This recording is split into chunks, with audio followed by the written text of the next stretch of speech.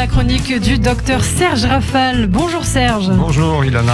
Alors vous aviez envie de nous parler ce matin, Serge, d'un sujet grave que nous n'avons jamais abordé, les accidents domestiques. Oui Ilana, car il s'agit d'un sujet dramatique de santé publique puisqu'ils sont responsables en France de près de 20 000 morts par an, 5 fois plus que les accidents de la route, et qu'ils concernent principalement les enfants et les personnes âgées.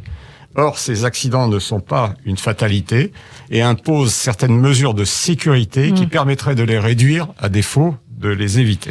Et est-ce qu'on connaît les causes d'accidents les plus fréquents ? Chez les tout-petits, 58% des accidents surviennent à l'intérieur de la maison, en cause les produits ménagers ou des médicaments trop facilement accessibles, une chaise haute non sanglée, la chute de la table à langer.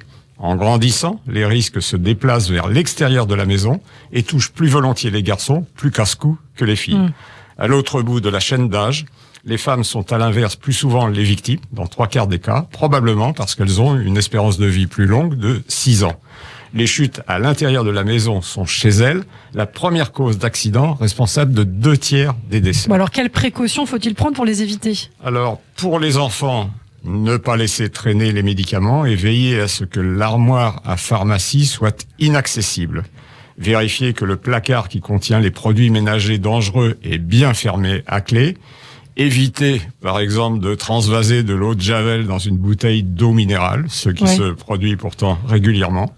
S'assurer que les fenêtres sont équipées de garde-fous, que l'enfant ne peut se coincer la tête ou carrément passer entre les barreaux.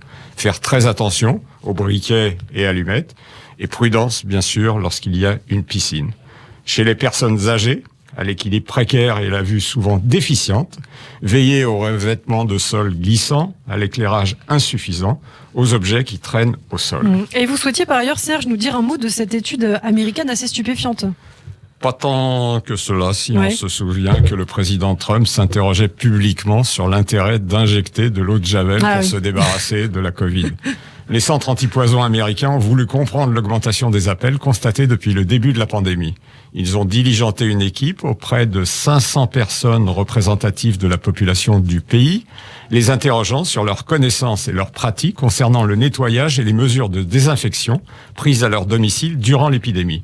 Et ils se sont rendus compte que 40% d'entre elles avaient des comportements pour le moins inadaptés, comme laver les fruits et légumes à l'eau de Javel, boire de l'eau savonneuse ou d'autres solutions désinfectantes, appliquer sur la peau, inhaler ou ingérer des détergents. Et pourtant, dans la même enquête, 80% des participants affirmaient maîtriser les règles de nettoyage de leur foyer et de propagation de la maladie. Et ça vous laisse songeur, Serge. La déclaration du président Trump nous avait amusés mais consternés. De là à imaginer qu'elle pourrait être suivie d'effets, il y avait une grosse marge que pourtant certains Américains ont apparemment franchie. Espérons qu'elle ne traversera pas l'Atlantique. Les accidents sont par définition imprévisibles, mais tout doit être fait pour les réduire, car certains sont vraiment évitables, liés à de l'insouciance ou à un moment d'inattention, et pas nécessairement à un discours présidentiel insensé.